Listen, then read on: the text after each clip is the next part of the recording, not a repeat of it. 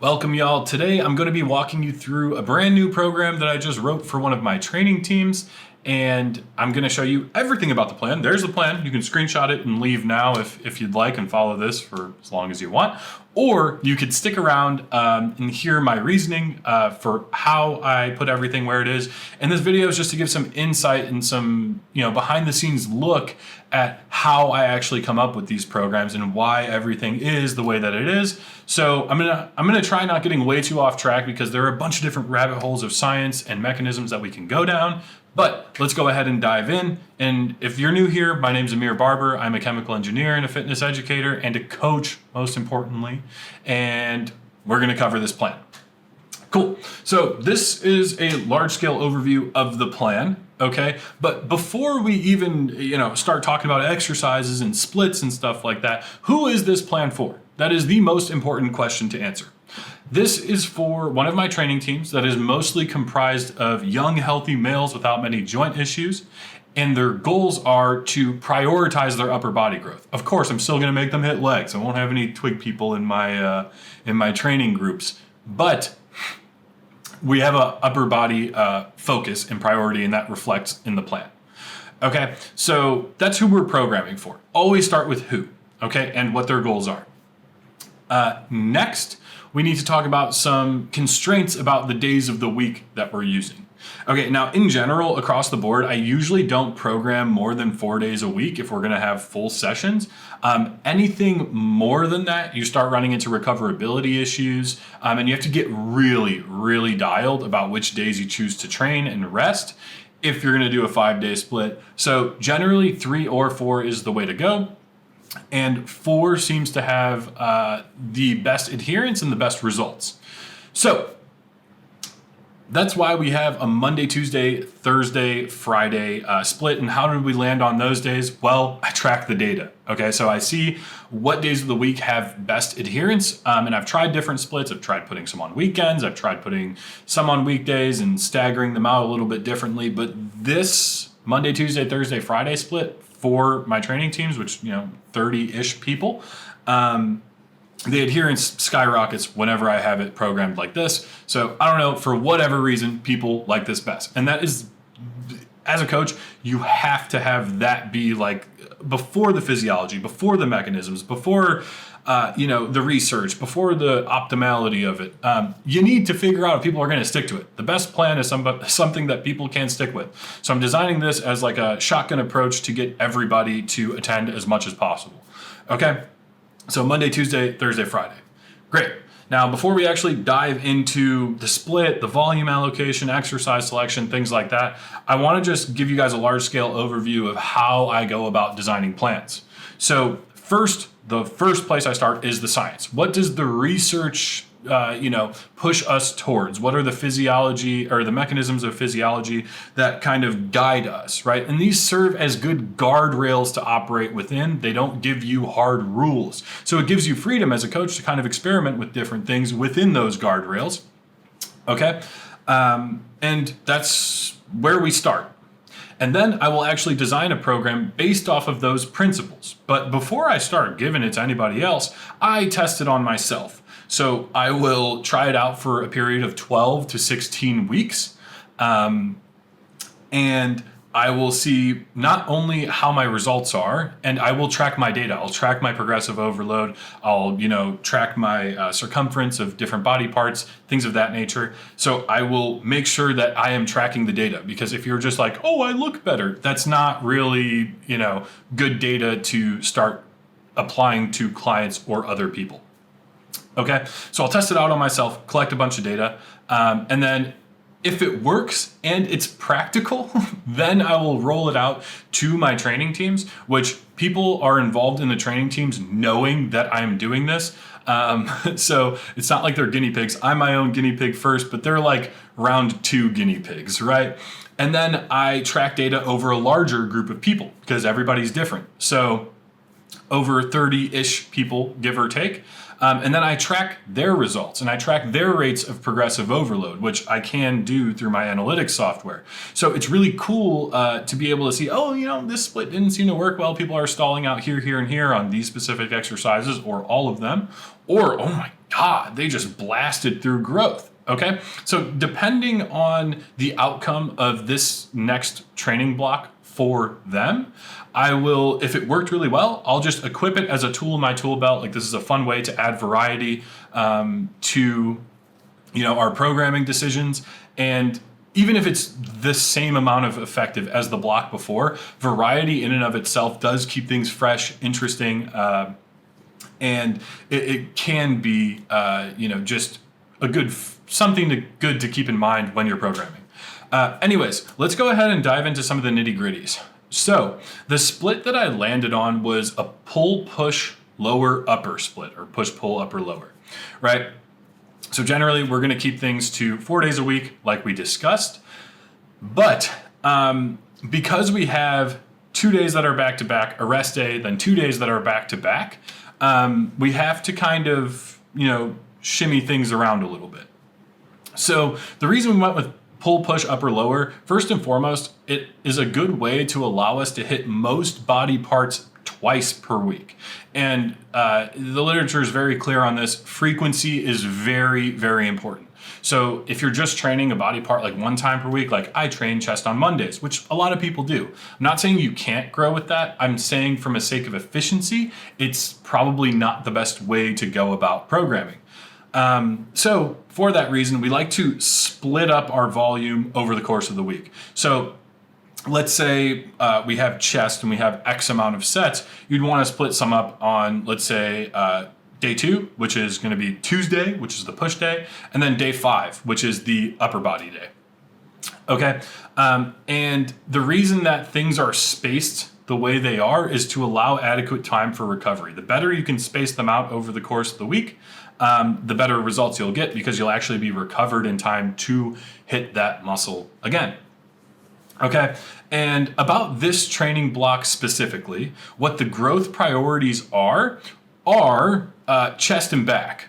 So, and this takes context from the last block that we just ran, which was my shoulder shredder program. So it was very delt focused, and there was a good amount of arms in there too. So we're bringing the torso back into rotation, chest and back, and we'll be spending some time building that. And just a quick note on priority during training programs. Something generally has to get prioritized over the course of a training program, at least a little bit, right?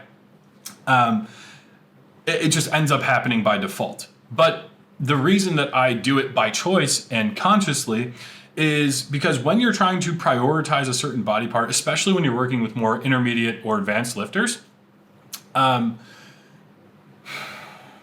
you need to be more dialed about your approach in general, right? So you'd likely get better than results rather than, let's say, theoretically, giving a very even stimulus to every single body part. That can work great for beginners and even some intermediates, but I'd make the argument that you can progress faster if you spent training blocks focusing and prioritizing certain body parts and growing those faster relative to the other body parts.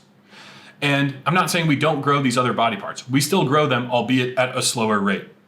So I think switching your programs every, 2, 3, 4 months, generally 3 or 4 is, I think, a really good sweet spot, and even longer if it's really working for you and your prioritization hasn't changed for your body. But realistically, I think having splits that have priorities makes a lot of sense. So the priority of this one is going to be chest and back. Now, that being said, how do we actually prioritize a certain muscle group? Well, there's going to be 2 ways, mostly, at least in this plan. There's going to be exercise order, and there's going to be the frequency or the volume at which we train it. Pretty much every muscle group gets hit twice a week in this plan, but the volume is what's going to be a little bit different. We're going to allocate a little bit more total working sets to the muscle groups that we care about. So, for example, let's say across these days, we have the upper back row, or that's a chest supported row. I just need to rename the exercise. But you'll notice that first in all of the upper-ish body days, like the pull and the push and the upper, we start out with either something that's lats or back or chest, right? So by putting things earlier in the workout, This is known as the exercise order effect. These exercises tend to be more stimulating the earlier you are in your workout, and similarly, later in your workout, things get a little bit less effective. Now, there are kind of ways to give a little boost, but for the most part, the things that you do first, you're going to get better results from than the things you do last in the routine. So for that reason, on the pull, push, and upper days, you'll see that it's back and chest. Cool. All right. So let's start talking about some exercise selection stuff. Forget the exercise selection. The next most important thing to talk about is volume, and this is where this plan differs a lot from other plans. Generally speaking, I will do only 4 or 5 exercises in a given day, and I'll program 2 to 3 working sets of each, sometimes 1, but mostly 2 to 3, and mostly 2, honestly. But this is a little bit different. Like, we have 7 exercises on the first pull day, right? Whoa, 7? That's a lot. And then similarly, we have 7 over here, and then 6 over here, right? So that's a lot of exercises. But in order to still make it practical and effective from like a volume standpoint and fatigue standpoint, you'll notice that a lot of these are done at 1 working set, right? And you might ask, Amir, why on earth would you do just 1 working set of an exercise? And I'll tell you, maybe I can draw something out for you that'll help. Okay, so if we have, oh, that's not the marker. There it goes, right? If we have this graph, and we'll call that stimulus, and we'll call this number of sets. So we have 1, 2, 3, 4, 5, 6. Okay? Now, for a specific exercise, this first set, let's say you get this much growth from it. Let's just call this 1 arbitrary unit of muscle growth. As you do each additional set, it gets way less effective. It's like an exponential decay each time you do an additional set. So there's an argument to be made for more first sets. Now, obviously, there's some crossover between different movements if we're targeting the different muscle or the same muscle. But I was kind of toying around with this idea. This is part of like the first step. I was like, first sets are really productive if you warm up properly. First sets are really, really productive. So why don't we just decrease the volume across the board and go extremely low volume per exercise and just drastically increase the number of exercises so we can get a bunch of unique stimuluses or stimuli. Okay? So that was kind of where I started with from the hypothetical thing, and then I balanced that with frequency and then total volume allocation. And generally speaking, anywhere from 5 to 10 good hard working sets per muscle group per week is going to be a great starting point for most people and ending point for most people. Now, some people can go a little bit above. Some people can get great results doing below that, depending on their frequency. But if you're training twice a week, generally 5 to 10, maybe even 6 to 10 working sets across the course of the week ends up being really, really valuable. So you'll see that in this plan, we do a decent job of doing that, right? Like we have, let's just go ahead and take a tally. So we have 3 sets of chest on Tuesday, and then we have that 2 more, so that's 5, 6. So we got 6, okay? And generally, what I've found through being a coach is that when you really, really, really drive the quality of sets, right? And by prescribing less sets, it almost makes it more motivating to really crush that one set. But when you put emphasis on quality of sets rather than quantity, right? You're like, we are pushing this thing all the way to failure or 1 rep shy of it. You don't need as much volume as you think. And generally what you want to do as a coach, or not as a coach, forget it, as anybody, and I think there's a really good argument to start on the low end of volume and only add more if you're not progressing, right? So a lot of people's approach is just throw sets at a wall and see what sticks. But honestly, it's like, I think there's a really good argument from an efficiency standpoint. Like, let's start low. And if we're progressing really well, let's just stick with it. And I mean, in my own training across all my different programs, I don't do more than 6 to 7, maybe 8 working sets, hard working sets per week. And I'm continuing to grow. And that's a really tough spot for me because I've been training for a long, long time. And the longer you train for, the harder it is to grow. So if I keep growing, then it's working well. So Yeah, volume allocation. So you'll see that we have 2 working sets generally on the first couple of movements. And there's a couple reasons I did that. So let's say on the push day, we have the low incline Smith machine chest press. And by the way, just to give you guys like a look inside here, like I have tempos, rep ranges, stuff like that, alternatives listed for them in case something's not available to them. Again, we're programming for a group, but I do this for individuals as well. And there's a form video attached to everything so they know what they're doing. And then also instructions for the session.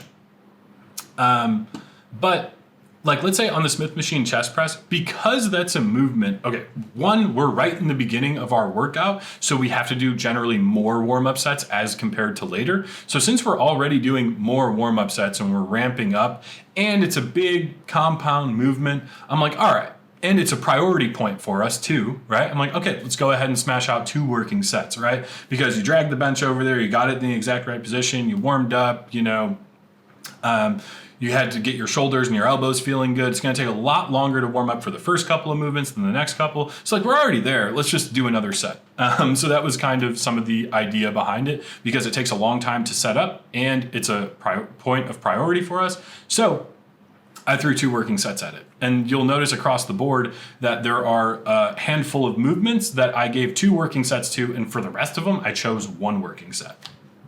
Okay. And let's say for the RDL, like that's a movement that we want to be slow and methodical with and takes a long time to warm up and ramp up to there. So like right here. So I put 2 working sets for that. And then the rest are just 1 working set. Bang, bang, bang, bang, bang. Okay. And also another thing to notice is that all of the things that we're doing 1 working set for, they're mostly already warmed up from those first couple of compound exercises. Generally, all right, the leg day is a little bit different, but let's say with the low incline Smith machine chest press, like our triceps and elbows are warmed up, our shoulders are warmed up. So when we roll into a shoulder press, yeah, we're just gonna jump onto a machine, just do 1 hard, good working set. You know, you can do 1 warm up set at like 90-ish% of your working set weight for 2 or 3 reps, but more or less, you're pretty much warmed up, so you can just get straight into it. For the triceps extension, we're just doing 1 set on each side. I know it says 2 there, but we're doing 1 set on each side. Your elbows are already warmed up, so you're good to go on that. So it kind of, you require less warm-up sets as you're later in the workout. And you'll notice that a lot of the exercise selection is stuff that you can jump on and jump off. So a lot of machine-based stuff or just easy access stuff that doesn't require a ton of setup or warm-up, which allows us to be like, yeah, do 7 exercises today, which is normally very excessive. But I've found that you can complete these workouts in an hour or less. And interestingly, I've found that the first 2 exercises take about half the time, sometimes a little bit more. Then you could breeze through the rest because you're already warmed up and you're just good to go. Zooming out a little bit, just talking about, you'll notice that I called the first week of this program acclimation. I mean, I'm going to, copy and paste it right here. So the first 2, that didn't work. Copy, paste. Cool. So the first 2 weeks are going to be an acclimation phase. And the reason being, for whenever you jump on a new program and you have new exercise selection or new order of your exercises, whatever it might be, you're much more susceptible to muscle damage and to getting excessively sore. 2 slightly different things, but they're, correlated. Okay, so because we are very susceptible to muscle damage when we first start doing something new, we want to lower the intensity a little bit for those first couple of weeks, allow our bodies to acclimate, and then we enter the ramp up or the work phase of the plan. And sometimes I throw in an intensification phase at the very end of the plan, the last 3 to 4 weeks, where I just lower the rep range and force people to use heavier weights. So most of these are done in the 6 to 10 rep range. I would say that, the 4 to 8 rep range is awesome too. And if I was working with super advanced people, I might opt towards that type of rep range, like 5 to 8, whatever. Okay. But first couple of weeks, we're just leaving a few reps in reserve. So like in here, you'll notice that we have like 1 to 3 reps in reserve. Generally, I say 2 to 3 reps in reserve. But the point being is that we're not pushing to failure, and we're not pushing even really, really close to failure. Okay. I'm not going to go too deep down this rabbit hole. I'm just going to give you guys some helpful thought anchors that I was thinking about as I designed the plan. Let's talk about basically the stimulus to the hamstrings through this workout. So there's 2 movements across the course of the week that will target the hamstrings. We have the barbell Romanian deadlift, more like a stiff-legged deadlift. So there's that. Then we have the seated hamstring curls. Okay, so the reason that these are kind of complementary, maybe I could have went with a lying hamstring curl, but the reason that these are kind of complementary is just because with the RDL, or the stiff-legged deadlift, right? I should probably call it a stiff-legged deadlift. We're training, so the hamstrings cross over both the knee and the hip. So we want to train them at the knee and hold the hip constant, like let's say with the leg curl. And then we want to train them at the hip and then hold the knee constant like a stiff-legged deadlift. So we kind of get a good balance of the stimulus between those 2 functions. So that's great. For our back volume, I'm going to just throw in the upper back row, which is just a chest supported row. I should probably rename it. We'll throw in the reverse pec deck, right? Because that is involved with pulling motions, and the lat pull down. So we have a good amount of stimulus spread across all of those different body parts. The chest supported row is going to work much more of the upper back, and the lat pull down is going to work more of the lats. And then the reverse pec deck will also help out with, it's not really your back, but pulling stuff. That's what we'll call it. Okay, so we're kind of training, and even the chest supported row is going to train the lats through their mid to shortened position. Then the lat pull down will train them from their lengthened, all the way through their shortened position, right? So we're just getting a good, unique stimulus across the whole range of motion for the muscles. Even with the biceps, when we take a look, we have the dumbbell alternating biceps curl, which is just dumbbell curls like this. That is going to be a good overall stimulus to the biceps. Maybe there's a bit of brachioradialis involved too, since peak torque occurs at about 90 degrees of elbow flexion. So, you could be like, it's a great biceps movement, but if you wanted to get super, super targeted with the biceps, we also want to train something in the lengthen range, which is why we have a single arm dumbbell preacher curl, just to even that out. I definitely leaned, so we had a dumbbell biceps curl over here, and then a single arm preacher curl over here. And then on the upper day, we have a dumbbell biceps curl. And this is more of a practicality thing, right? Like, it's going to be good for the biceps. Maybe I could have chose a preacher curl instead, but with the setup time and equipment requirements, you can just go grab a set of dumbbells, stand there, and do them. So it's quick, which we kind of need to happen, or have happen, when we're doing an exercise program with like 7 exercises that we want to apply good form, good technique, and proper warming up for. So that's another example. I'll throw in this example because I think this is a fun one to talk about. The leg day. Most people may start with their squats and work their way backwards. Maybe not backwards. They'll do their squats and they'll do all their accessory stuff. What I think is a better idea, or what I think both are perfectly acceptable, do what you like. But a really good idea could be to do some of the isolation work beforehand, right? And there's a couple different reasons for this. So one, warming up the knee joint. So if you do a set of leg extensions and then you do a set of hamstring curls, like, your knees are good to go. You warmed up the muscles that, affect both, that pull from both sides of that joint. So you'll be good to go when it comes to your leg press, right? The leg press is the third one. But there's another reason on top of that. So let's say we're doing a quad biased leg press, in which, just the foot position can change whether it's quad biased or glute and adductor biased. But starting off with shortened position exercises, right? The quads will train, or the leg extensions will train the quads in the fully shortened position, in the squeezy position, and the leg press is going to be more of a stretched position exercise. So generally speaking, you want to start with the shortened position exercise and then move into the lengthened position exercise, just due to rates of fatigue accumulation and, you can talk about stretch activated ion channels, blah, blah, blah, blah, calcium ion accumulation. But generally speaking, your performance, if you just mark that if you can start off with that mechanistic understanding. But then if you go look at your performance, be like, how does this work if I switch the orders?